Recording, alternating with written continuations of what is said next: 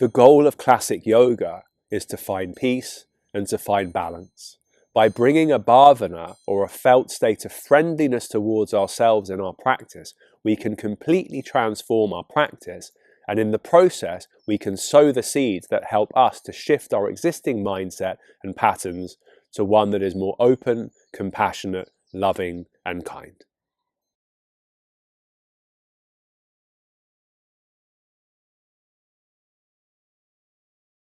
In today's talk, what I'd like to get into is trying to see if we can understand in a little bit more of a deeper way how we can bring this practice of Mitra Bhavana, of offering friendliness towards ourselves, into our asana practice. Now, what's really apparent, I think, in a lot of modern postural yoga settings is that there's a huge focus on the what and perhaps minimal focus on the how. Now, let me explain what I mean by that. In this context, the what are the actual postures, the actual asanas. So, for example, how should we stand? How should our legs be placed? How should our hands and arms in relation to our torsos be placed, and so on and so forth. There's a lot of time, there's a lot of attention given to the physicality of how we're actually aligning and positioning our bodies. In addition to that, a lot of attention is given to perhaps transitioning between the postures in our vinyasa classes, and so on and so forth. What we find, I think, in modern yoga to a certain degree is that because of that focus on the physicality of the practice, perhaps at the expense of everything else, that what is often left behind is the how. And in this instance, the how is more, how am I supposed to feel internally when I practice? So because a lot of our practices today have absorbed the general conditioning and culture of the world around us, what we find is that our asana practice takes place, of course, within that cultural context. And that cultural context is often one which asks us to push ourselves to our edge. That is a culture which asks us to look at an external object, for example, a picture of a posture, and to see how we can pretzelize, for want of a better word, our bodies into a position that some other body has taken. But less so, what is asked of us is to understand, well, actually, what is the purpose of yoga, and how does that purpose align with how I perhaps would like to feel or should feel in my asana practice, and therefore how that relates to bringing friendliness towards ourselves in our practice. So, for example, in traditional yoga, when I talk about traditional yoga, I'm talking about classical yoga as expounded by Patanjali in the Yoga Sutras. We are told that in asana, we must feel both stable, sthira, and at comfort or at ease, sukham. So we're not going to dwell too much on these two today, but the point is that if we start to bring about an intention into our practice, that internally we want to feel gently stable, and internally we want to try to find comfort and ease in each posture, that will fundamentally change the way in which we practice. One thing that I often notice, for example, when teaching trikonasana or triangle pose, is that to a greater or lesser degree, many of us become quite obsessed with getting our lower arm or hand onto the ground as low as possible. As a result of doing that, we compromise the rest of the posture and lose the benefits of the function, for example, of stretching the side of the body that is facing up towards the sky. We lose the ability to focus, for example, on the upper shoulder and the way that that can open and express itself in relation to the lower shoulder, all because we have this idea in our minds that somehow we should be reaching down fully to the ground.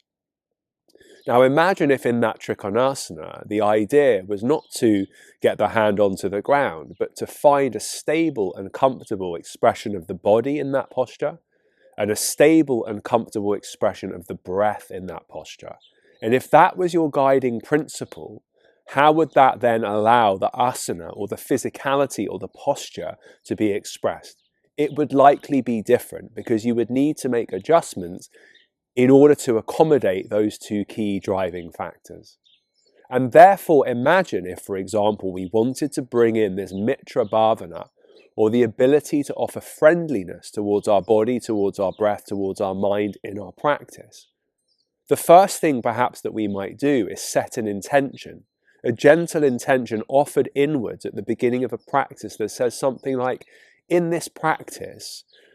may I create the conditions within that allow me to be friendly to my body and friendly to my breath, and may I offer my practice as a friendly gesture to my body, and may I offer my breath into the practice as a friendly gesture to my body and to my mind. Now imagine then if we were to set that intention and we were to hold that intention in our hearts for the duration of the practice, what would that mean? It would mean, for example, that instead of forcing our bodies into positions that created some form of endurance test or discomfort or pain, it means that we would hold postures to the best of our capacity, ensuring that as we act with our body, we transition in a way that is kind to the body, that feels pleasant internally, in a way that allows our breath to flow long and smooth, and for us to offer that calming breath to our bodies and our minds, and ultimately, therefore, to notice over time, probably not in 1 or 2 sessions, maybe over weeks and months, that gradually by holding this intention in our heart space as we practice, we begin to notice a change in the felt state, the bhava, the feeling, the how that I described at the beginning of the practice. When we remember, when we remind ourselves that the goal of yoga is to cultivate peace, the goal of yoga is to cultivate balance, then we begin to see how important the selection of the intention, the way in which we move and breathe, is to our practice, if that is our primary goal. And that is why I think it's also really important to say, albeit maybe slightly controversial, perhaps, and that is why today we must be really careful to separate, if we can, the difference between an exercise routine and an asana practice or a yoga practice. In fact, it's becoming more and more apparent to me that if we really want to, through our yoga practice, pursue a path towards peace, towards absorption, towards clarity, towards friendliness towards ourselves, then we need to try to let go of the idea of asana as exercise. I know sometimes that can be challenging because we don't have the time in our lives maybe to do exercise and asana, but we must understand at least that if we try to combine our asana practice into an all singing, all dancing, peace moving, exercise moving practice, we're going to lose something. We won't get necessarily the depth of exercise practice that we need to remain healthy, but at the same time we will compromise our yoga practice because we are not focused on the bhava, the feeling state, the goal of yoga, and how we align everything we do, whether it be through movement, whether it be through breath, whether it be through the visualizations that we focus on deep in our minds and our practice. And as a result, we won't be creating or sowing the seeds that allow the patterns of the mind, the samskaras, to be gently uprooted and to be replaced with more positive, more peaceful, calmer, and more balanced patterns or samskaras in the mind. And that is why having an intention, and particularly an intention of Mitra Bhavana, where with each moment of our practice, even when we stand still in between a sequence or in between postures, can we hold ourselves? Can we breathe? Can we be present in a way that shows friendliness towards ourselves? And this is the point that I'd like to end on,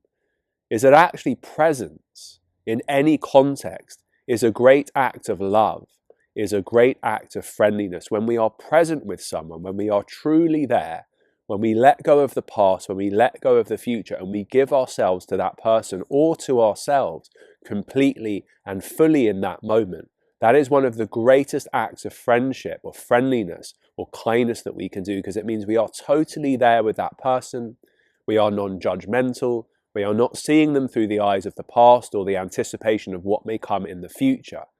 So imagine if we can bring that presence into our practice and offer that loving, kind presence to our bodies and to our breath.